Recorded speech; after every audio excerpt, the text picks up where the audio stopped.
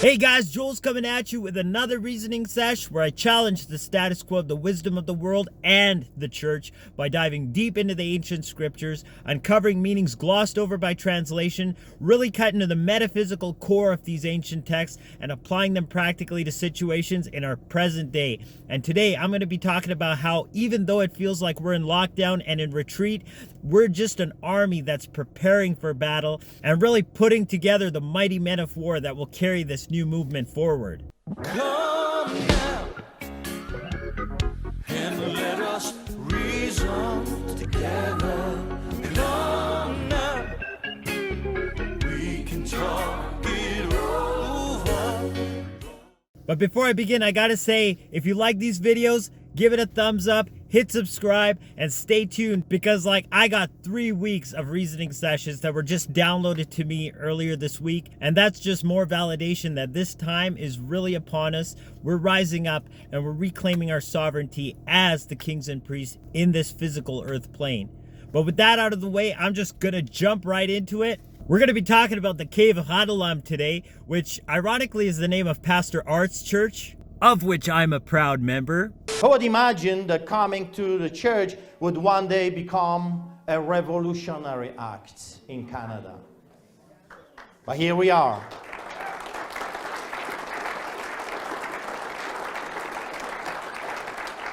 Here we are.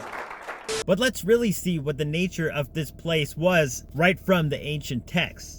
Now, when David HaMelech, or King David, was being chased by Saul, he had to literally hide for his life. And during this whole pursuit, it says, David therefore departed thence and escaped to the cave Adullam. And when his brethren and all his father's house heard it, they went down there to him. And everyone that was in distress, is that talking about a lot of us truth seekers today? Everyone that was in debt and everyone that was discontented, I can attest to that, gathered themselves unto him, and he became a captain over them, and there were with him about 400 men. 400 men of the 3 Ds, distress, in debt, and discontented. That basically sums up the oppression that a lot of us that are on the right way of doing things, at least, are facing from the propaganda and, well, let's just say, people pursuing us. And it's even come to a point in society where brother is against brother and lover is against lover. Families are being pulled apart because of the brainwashing. But check it out. While he was in this cave, all these people came congregating to him, and he became a captain over them. And there were about 400 men. And these became the mighty men of David, who, if you really check what these guys were up to, you see that they didn't take any hostages, and they literally decimated their enemy. They didn't come to battle to fight. They came into battle to win. Check it out, because the second part of this book says, these are the names of the mighty men whom David had. The Tachmonite, which sat in the seat chief among the captains. The same was Adino, the Heznite. He lifted up his spear against 800 whom he slew at one time. I talked about this once before. You just picture Neo from the Matrix.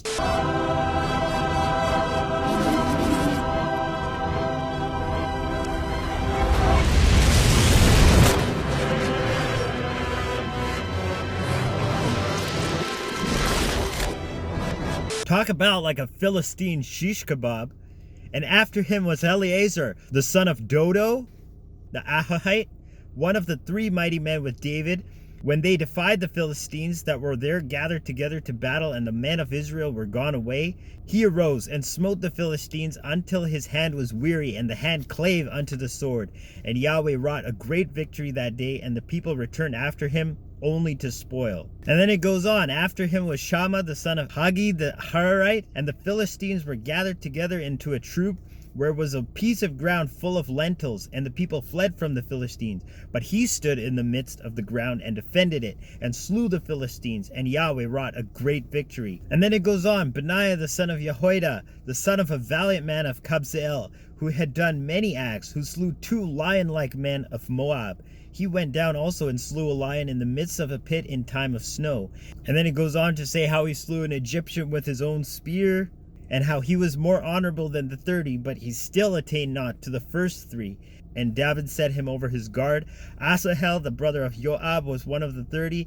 Elhanan, the son of Dodo of Bethlehem. Shammah the Haradite, Elika the Haradite, Helez the Paltite, Ira the son of Ikesh the Tekoite, and it goes on and on and on. This was really the army that Source was bringing to David in his greatest time of stress and turmoil. He was running for his life, but Yahweh had decided and declared him king even when he was a little boy before he defeated Goliath. And Yahweh knew that the day would come when he would physically be seated in that throne, and it was all preparation for that day of victory. These men that were aligned with David literally took on the giants. Check it out. It talks about Ishbi-Benob, talk about weird names, man, which was of the sons of the giant.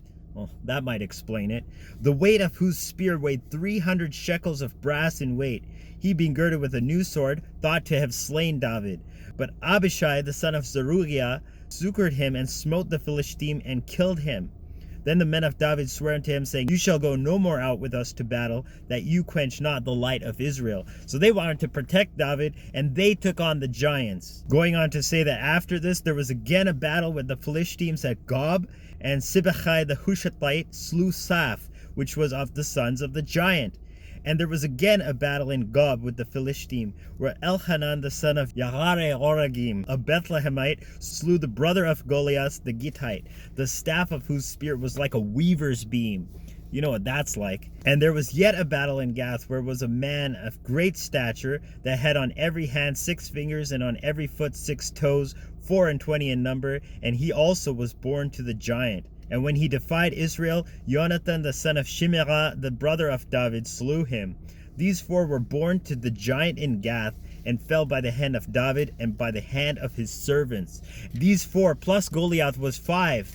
And this ties in perfectly to the very beginning when David took on the first giant, Goliath. And when David went to confront the Philistine Goliath, it says he took his staff in his hand and chose him 5 smooth stones out of the brook and put him in his shepherd's bag, which he had, even in a scrip, and his sling, which was in his hand, and he drew near to the Philistine. So he took 5 stones out of the brook, but he knew that this giant is going down with 1 stone, but in his heart he knew, once this one's done, I'm going after the rest of you guys. And all these giants and stuff, man, that ties in with the Nephilim and how, you know, literally there was genetic manipulation of the human species by fallen angels, and I really don't have time to get into that. I think I'm going to do a live session on this very topic because there's just so much content. I can't fit it all into one reasoning sesh, and splitting it up just kind of doesn't make sense. But I will leave you with this, that in the rabbinical text, when they're talking about where Goliath came from and his genetics, the rabbis write it this way, saying that he had 100 fathers and 1 dog, which is interesting because when the Philistine saw David, he said, Am I a dog that you come to me with sticks? That was kind of like a Freudian slip, letting that inner guilt just kind of slip out and say, you think I'm a dog? But either way, there was like a lot of, I would say, genetic experiments, but you know, the fallen angels already knew the outcome. And I won't get into detail about how he was conceived because I kind of want to keep this a family-friendly channel. I mean, whatever that means anymore, right? But back to point, we just got to realize that even though this time seems like we're on a hiatus, we got to realize that Source is preparing us and rounding up this army of mighty warriors to actually enforce the kingdom of heaven, download those potentials into this physical plane, and realize a new horizon once the fog has all lifted. We're going to see clearly from the crest of this mountain which we've ascended, through the hardships, through the difficulties, really honed and perfected our character, strengthened our inner selves, and become those people who we've come here to be at this time. So don't be discouraged, don't be dismayed, don't be indebted, but know that we have dominion when we seize our sovereignty and we actually step up in control, in that state of being that Source has given us, and know that victory is an inevitability. When we stand on the living logos, when we have it in our heart and we speak it out of our mouth, it manifests in the world around us. And we literally create our best lives yet. So that being said, I'm going to end the sesh here. I'll check you in a future video. Joel signing out once again. Agape. Salaam. Namaste. Shalom.